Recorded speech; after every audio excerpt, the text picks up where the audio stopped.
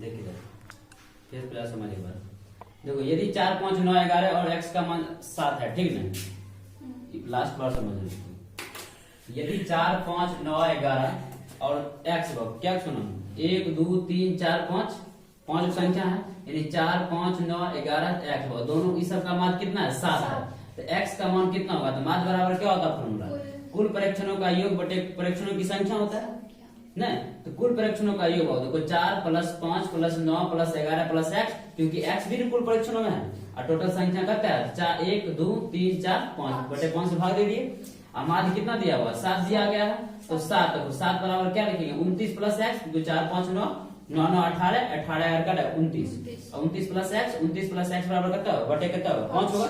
तो कोना कोनी क्या किए गुना कर दिए, तो 7 को बाबू 5 से गुना किया 7 बचे 35, 29 + x को 1 से गुना किया 29 + x, ये 29 क्या होगा उधर घट जाएगा, x बराबर कितना होगा 6 हो जाएगा, नहीं तो x मान कितना हो गया 6 हो गया, ठीक है समझे।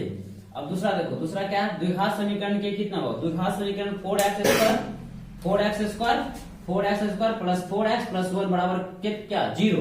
तो मूलों की प्रकृति क्या होगी, मूल समझ रहे, मूल मैंने विवेचक, ठीक है, और विवेचक मैंने कि d बराबर 4 b² - 4ac, b² - 4ac। आप जानते हैं d बराबर जब 0 होगा तो वास्तविक भी होगा और बराबर भी होगा, नहीं क्योंकि वो जब वो बराबर है बराबर 0 है, तो d बराबर 0 वास्तविक भी होगा और बराबर भी होगा, ठीक है।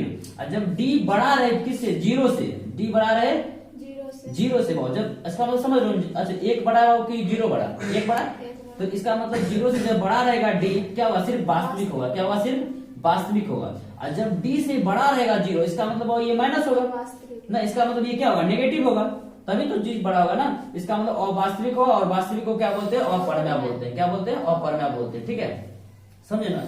इसका हो गया। अब सोचिए क्वेश्चन में वो है कि d बराबर देखिए, इसको मान लिए a, इसको मान लिए कथी a, इसको मान लीजिए कथी b, क्योंकि वो x² का गुणा a कहलाता है, x² का गुणा क्या कहलाता है a कहलाता है, और x का गुणा क्या कहलाता है b कहलाता है। और जो कांस्टेंट रहता है यानी कि अचर जो रहता है जिसमें कोई गुणांक चर नहीं रहता है, सिर्फ और सिंगल जो संख्या में रहता है उसे क्या कहते हैं चर कहते हैं, क्या कहते हैं चर, अचर कहते हैं, उसे क्या कहते हैं c कहते हैं। तो देखिए d बराबर क्या होता है b² - 4ac, तो b मैंने कहता है 4 का स्क्वायर बाबू 4 का स्क्वायर माइनस 4 इंटू बाबू देखो 4 इंटू a मैंने कहती बाबू a मैंने 4 a मैंने 4 और गुना c मैंने कहती 1, तो देखो 4 का स्क्वायर 16 और 4 गुना 16 16 गुना 1 बाबू कितना होगा 16 ही होगा, तो 16 में 16 जगह बाबू 0, d बराबर क्या होगा 0, इसका मतलब d बराबर 0 क्या होगा वास्तविक भी होगा और बराबर भी होगा, वास्तविक भी होगा और बराबर होगा, इसका मतलब ये आंसर हो जाएगा।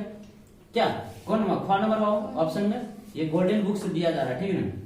देखिए तीसरा बाबू, तीसरा क्या है, यदि 3 अल्फा बराबर 90 डिग्री है, वो 3 गुना अल्फा है ना, तो 3 गुना अल्फा, जिसका मतलब अल्फा बराबर क्या होगा 90/3, तो 30 या 90, तो बहुत 3 किया 9 कटेगा 30 हो जाएगा, ये अल्फा का मान तो 30 हो जाएगा, तो हम समझ रहा ना, तो ये कहता है 30 होगा, तो अल्फा का मान कहता है 30, तो साइन अल्फा बराबर पूछ रहा है, तो साइन 30 का मान रख दिए कितना होगा 1/2, नहीं तो साइन अल्फा बराबर क्या मान होगा 1/2 हो गया, वो इसका मतलब आंसर हो जाएगा, समझे इसको। फिर देखिए 4 नंबर क्या है साइन 45 डिग्री प्लस थीटा है, sine 45 degree plus theta minus बाबू कॉस 45 डिग्री माइनस थीटा है, ठीक है। इसका देखो ये आपके 10th बुक में एक फॉर्मूला नहीं है, ठीक है, ये 11th का फॉर्मूला है, ठीक है। इसके देखते हुए इसको भी देखो, साइन a बराबर क्या हो गया, साइन a बराबर क्या होगा साइन a प्लस b, मान लो ये थीटा मैंने 45 डिग्री क्या माना a माना और थीटा को क्या माना b माना, इसलिए वो साइन a प्लस b बराबर क्या हो गया sine a into cos b, sine a into cos b plus क्या हो गया sine b into cos a, sine b into cos a। फिर वो उसी तरह ये वो क्या कॉस a माइनस b में है ना, वो 45 डिग्री क्या माना मैंने a माना, इसको क्या माना b माना, cos a माइनस b बराबर क्या होगा cos a into cos b, cos a into cos b plus बाबू क्या होगा sin a into sin b, sin a into sin b। तो यहाँ देखिए बाबू ये यहाँ भी बताया गया आपको, ये क्वेश्चन बाबू यहाँ क्वेश्चन ये बताया गया आपको अकॉर्डिंग टू क्वेश्चन बाबू, साइन देखो 45 डिग्री a माना थीटा को b माना, माइनस बाबू cos 45 डिग्री माइनस थीटा 45 को a माना थीटा को b माना, तो sin a प्लस b बराबर तुरंत बोले फॉर्मूला बाबू, यानी sin a into cos b, यानी sin 45 degree into cos theta होगा, प्लस बाबू sin थीटा, फिर देखो sin थीटा इंटू क्या होगा cos 45 डिग्री होगा, इसका होगा ना, इसका होगा सिर्फ यहाँ से यहाँ तक, ठीक है। फिर इसका देखो इसका, फिर देखो बीच में माइनस का साइन है, माइनस का दे दिए, अब उसमें अलग साइन है तो इसलिए ब्रैकेट में रख दिए, ठीक है ना। तो cos a माइनस b, तो cos a माइनस b बराबर क्या होगा cos a into cos b, देखो cos 45 degree into cos theta, ठीक है, प्लस भाव क्योंकि प्लस होता पढ़ना, फिर क्या होगा sin a into sin b, तो sin भाव 45 डिग्री इंटू sin थीटा हो गया। अब यहाँ सबका मान रख दीजिए, तो साइन 45 मान कितना होता है 1/√2, आप cos थीटा से गुना कर लेगा, नहीं कर लेगा गुना, फिर plus sine theta into sine theta और cos 45 मान कितना होता है 1/√2 होता है, पता है 1/√2, फिर माइनस का साइन माइनस दे दिए, cos 45 मान कितना 1/√2, आई cos थीटा गुना कर लेगा, साइन थीटा मान कितना 1/√2 और साइन थीटा गुना कर लेगा, नहीं गुना कर लेगा, गुना कर लिया। अब देखो 1/√2 बाव, देखो 1/√2 cos थीटा, और देखो 1/√2 बाव आगे गुना करो चाहे पीछे गुना करो, बात तो वही होता है, 1/√2 साइन थीटा होगा, फिर माइनस हो जाएगा ये 1/√2 cos थीटा, देखो प्लस माइनस माइनस हो, प्लस माइनस माइनस, ठीक है, माइनस 1/√2 cos थीटा हो जाएगा, फिर वो plus minus minus 1/√2 sine theta हो जाएगा ना। अब देखो ये बाबू प्लस cos थीटा है, ये माइनस cos थीटा, ये दोनों कट जाएगा, कटेगा ना, नहीं कटेगा। अब देखो ये plus 1/√2 plus sine theta 1/√2 minus sine theta, ये दोनों कट जाएगा, बराबर क्या हो जाएगा 0, जो कि ऑप्शन नंबर ग में है, आंसर हो गया। समझ में आया इसको, आज समझ में इसको। अब देखो 5वां नंबर क्वेश्चन क्या है, रैखिक समीकरण 5x + 16 5x + 2y = 16 बराबर एवं 7x - 4y = 2 के हल और x y का मान ज्ञात कीजिए। क्या 5x + 2y = 16 है, तो मैंने ये समीकरण किसको इसको 1 माना, इसको कितना माना 7x - 4y = 2 को क्या माना भाव समीकरण 2 माना। तो विलोपन विधि से भाव हल करेंगे, क्यों देखो कितना विधि भाव, एक विस्थापन विधि होता है, एक विलोपन विधि होता है, एक बड़गुणन विधि होता है, तो अच्छा आसान किसमें होता है विलोपन विधि से, जैसे जिसको समझ में आता है वैसे बनाओ, ठीक। विलोपन विधि से भाव किसी एक चर को भाव बराबर करने पर, किसी एक चर को बराबर करने पर दोनों समीकरण में मान लो हम y चर को बराबर किए, y चर को बराबर करने के लिए भाव क्या करेंगे हम, y चर को बराबर करने के लिए देखो इसमें इसको बराबर करने के बाद इसका वाला गुना इसमें करेगा, इसका वाला गुना इसमें कर देंगे, ठीक है ना। तो दोनों में जो कॉमन होगा उस दोनों में कॉमन कर देंगे, ठीक है। तो यहाँ वो देखो कोई कॉमन है, यहाँ 4, इसमें देखो समीकरण 1 को 4 से गुना करने पर, समीकरण 2 को 2 से गुना करने पर, तो समीकरण 4 को जब 1 से गुना किए 5 चौके 20x, 4 से गुना किए 4 दूना 8y, 4 से गुना किए 16 चौका 64, फिर समीकरण 2 को 2 से गुना किए y को बराबर करने के लिए, 2 से 7 दूना 14x माइनस 4 दूना 8y बराबर करता है 4 दूना 4। देखो जब अपोजिट साइन रहेगा ना, अपोजिट साइन रहेगा तो क्या करेंगे समीकरण को जोड़ेंगे, नहीं अपोजिट साइन रहेगा क्या करेंगे जोड़ेंगे, लेकिन वो सेम साइन रहेगा क्या करेंगे घटाएंगे, समझ रहे ना।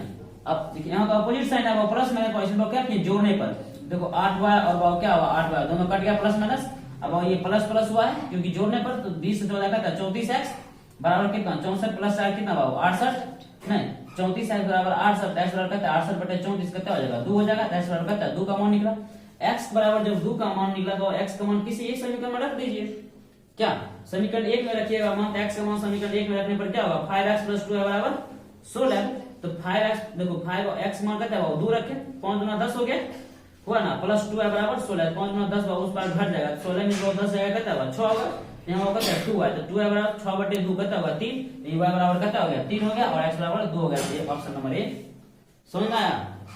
चलिए इधर देखिए 6 नंबर क्वेश्चन देखिए, 6 नंबर क्वेश्चन क्या बोला कि दो त्रिभुज बहुत समरूप है, नहीं दो त्रिभुज जब समरूप रहता है उसके क्षेत्रफल जब दिया रहता है तो उसके बाद भुजा के वर्ग के अनुपात के बराबर होता है, उसके दोनों त्रिभुज के भुजा के वर्गों के अनुपात के बराबर होता है, वही ना देखो इसका वो क्षेत्रफल 36 सेंटीमीटर स्क्वायर है, इसका क्षेत्रफल कितना 49 सेंटीमीटर स्क्वायर है, तो त्रिभुज एबीसी त्रिभुज एरिया ऑफ त्रिभुज एबीसी एरिया ऑफ त्रिभुज एबीसी एरिया ऑफ त्रिभुज एबीसी एरिया ऑफ त्रिभुज डी बराबर बटे अनुपात में है ये, तो इसका मतलब एबी बटे डी, एबी बटे डी का स्क्वायर प्लस बराबर हो, फिर क्या होगा एसी बटे डी एफ का स्क्वायर, फिर बीसी बटे ई एफ का स्क्वायर, अगर माध्यिका भी है तो ए एम बटे ए एन का स्क्वायर, समझे ए एम बटे डी एन का स्क्वायर, ठीक है। अब देखिए इसका क्षेत्रफल कितना दिएगा 36, इसका क्षेत्रफल कितना दिएगा 49, 36/49, नहीं इसका मतलब हम किसी एक समीकरण को एक भुजा को ले लेते हैं क्योंकि सब तो भुजा ही है ना, सब भुजा, तो इसका मतलब एबी बटे डी का स्क्वायर, ये स्क्वायर कितना रूट बन जाएगा, रूट बनेगा और 36 का रूट कितना होगा 6, 49 का रूट 7, इसलिए एबी बटे डी होगा तो 6:7 हो जाएगा, 6:7 ऑप्शन नंबर 4 समझ में आया। 7 नंबर देखिए, अब देखिए 7 नंबर बोला कि त्रिभुज एबीसी एक त्रिभुज है और बीसी के पहले डीई खींचा गया, बीसी के पहले डीई खींचा गया, जब बीसी के पहले डीई खींचा गया इसका मतलब थेस पन्ना घुसेंगे, क्योंकि थेस पन्ना क्या कहा था किसी त्रिभुज की एक भुजा के समांतर खींची गई रेखा उस त्रिभुज को क्या करती है, उस त्रिभुज को क्या करती है, एक अनुपात में, एक से समान अनुपात में क्या करती है, विभाजित करती है। ठीक है, समान अनुपात में क्या करती है, विभाजित करती है। इसका मतलब एडी बटे डीबी और एई बटे ईसी। या तो देखो दो त्रिभुज बना, एक एडीई बना हुआ, एक एबीसी बना। इसका मतलब एबी बटे एडी बटे एडी या एई बटे ईसी नहीं हो गया। इस तरह दो ऑप्शन बहुत, ये दोनों फेस पर मैसेज हो जाएगा। ठीक है ना, ये दोनों फेस पर मैसेज जाएगा। एडी बटे डीबी बराबर एई बटे ईसी और एबी बटे डीबी बटे एई बटे एई। ठीक ना, तो दिया गया वो एडी बटे डीबी बराबर 3/5, एडी बटे डीबी बराबर 3/5 और एसी आपको दिया गया 5.6 और एई नहीं दिया गया, आपको नहीं दिया गया। आपको देखो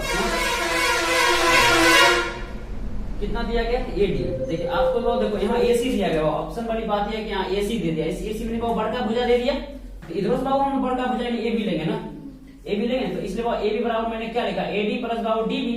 नहीं, एडी देखो एडी का मान 3 और डीबी का मान 5, तो 3 + 5 बराबर कितना बाबू 8। नहीं, इसलिए फिर ये वाला यहाँ लिखे हम एडी बटे बाबू एबी बटे डीबी बराबर एसी बटे ए। तो एबी का मान कहता है वो 8 और एडी का मान कहता है 3 बराबर एसी का मान कहता है 5.6 और मान ए का मान नहीं दिया गया था x।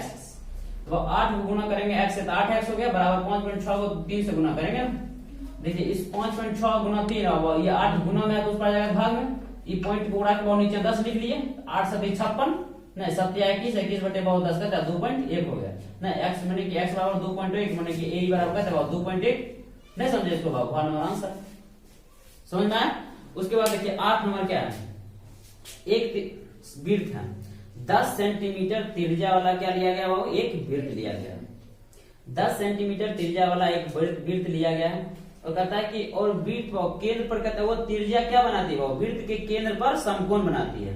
त्रिज्या क्या बनाती है, वृत्त के केंद्र पर समकोण बनाती है। वो त्रिज्या ना वो वृत्त के केंद्र पर समकोण बनाती है ना, वो एनएस भाव त्रिज्या ले लेंगे, समझ पाओ एनएस भाव इधर भाव कहता है 90 डिग्री, यहाँ 90 डिग्री। और कहता है ये दोनों को एक भाव जीवा जो इसे भाव पास करती है, दोनों त्रिज्या से क्या करती है, दोनों त्रिज्या से एक जीवा पास करती है। और जीवा भाव उसी को बोलते हैं जो परिधि के भाव कहाँ, दो बिंदु पे भाव टच करें। किसी भी वृत्त की परिधि को दो बिंदु पे टच करते उसे क्या कहते हैं, जीवा कहते हैं। इसको क्या कहते हैं, जीवा। और आप जानते हैं 90 डिग्री के सामने वाले भुजा को क्या बोलते हैं, कर्ण बोलते हैं। क्या बोलते हैं, कर्ण बोलते हैं। जब 90 डिग्री के सामने वाले भुजा को कर्ण बोलते हैं तो इसमें भाव लंबी भी होगा और आधार भी होगा। इसका मतलब नहीं होगा कि नहीं होगा। और ये कहाँ पाइथागोरस पढ़ने से चलेगा, पाइथागोरस। इसका मतलब वो क्या होगा, कर्ण बराबर क्या होगा, √100 b² + b², लंब का स्क्वायर जो आधार का स्क्वायर नहीं होगा। इसका मतलब देखो लंब मान ली वो इसको, आधार मान ली इसको, 10 का स्क्वायर + 10 का स्क्वायर कहता है √100, 10 का स्क्वायर 100 + 100 पर कहता है √100 200। और 200 को लिखेंगे 10 नहीं कि 100 नहीं 100 निकलेगा। देखो 10√2 क्या निकल जाएगा, इसका 10√2 सेंटीमीटर भाव कर्व निकल जाएगा। यानी कि जीवा की लंबाई भाव, जीवा की लंबाई क्या निकल जाएगा, जीवा की लंबाई क्या निकलेगा 10√2 सेंटीमीटर भाव। समझे, ग नंबर ऑप्शन नंबर ग समझ में आया। 8 नंबर 9 नंबर देखिए cos 60 डिग्री और cos 30 डिग्री माइनस भाव sin 60 डिग्री sin 30 डिग्री भाव, जिसको मान याद रहेगा फटाफट बनेगा। cos 60 डिग्री मान कितना होता है 1/2 होता है नहीं, क्योंकि वह sin 30 का मान उधर cos 60 का मान उल्टा समझो। फिर cos 30 का मान कितना √3/2 जो कि वह sin 60 डिग्री का मान भी होता है यही नहीं। इधर देखिए sin 60 का मान कितना √3/2 गुना कितना sin 30 का मान कितना 1/2 नहीं 1/2। तो 1/2 गुना भाव देखो आप देखो हम बच्चा में पढ़े थे गुना वाला फ्रैक्शन गुना पढ़े थे। क्रॉस में भाव काटो, क्रॉस में काटता है तो काटो, ऊपर नीचे काटता है तो काटो, नहीं काटता तो ऊपर को ऊपर से गुना करेंगे, नीचे को नीचे से गुना करेंगे। 1 को भाव √3 से गुना करेंगे, √3 होगा, 2 को 2 से गुना करेंगे तो 4 होगा। फिर भाव बीच में माइनस √3 को भाव 1 से गुना करेंगे √3, 2 को 2 से गुना किए तो 4। ये भाव देखो 1 प्लस में 1 माइनस से बराबर 0 नहीं हो जाएगा नहीं भाई। इसका ऑप्शन नंबर ग, ऑप्शन नंबर ग आंसर भाव। फिर 10 नंबर देखो भाव, 10 नंबर में क्या है रैखिक समीकरण चर का। देखो रैखिक समीकरण में बता चर का घात कितना होगा। रैखिक समीकरण होगा सीधा सीधा, रैखिक समीकरण क्या होगा सीधा सीधा। रैखिक समीकरण उसको बोलते हैं जैसे मान लो जिस पर पावर भाव शो नहीं किया जाता है, जिस पर पावर भाव 1 होता है, जिस पर पावर 1 होता है। जैसे मान लो 2x = 5 भाव, ये रैखिक समीकरण। ये भाव x + y = 5, ये दो चर वाला भाव रैखिक समीकरण है। समझो ये क्या हो जाएगा, देखिए x + y = मान लो 5 होगा तो ये दो चर वाले भाव क्या होगा रैखिक समीकरण होगा। समझे, दो चर वाले रैखिक समीकरण, क्योंकि वो दो चर है लेकिन पावर एक ही है। है ना। पावर एक रहेगा तो उसको क्या बोलेंगे, एक चर वाले बोलेंगे। पावर जब एक रहेगा क्या बोलेंगे, इसको बोलेंगे एक चर वाले बोलेंगे, ठीक है। इसलिए वो कितना होगा, चर का घात कितना होगा, वो एक होगा, चर का घात कितना होगा, एक होगा, ठीक है।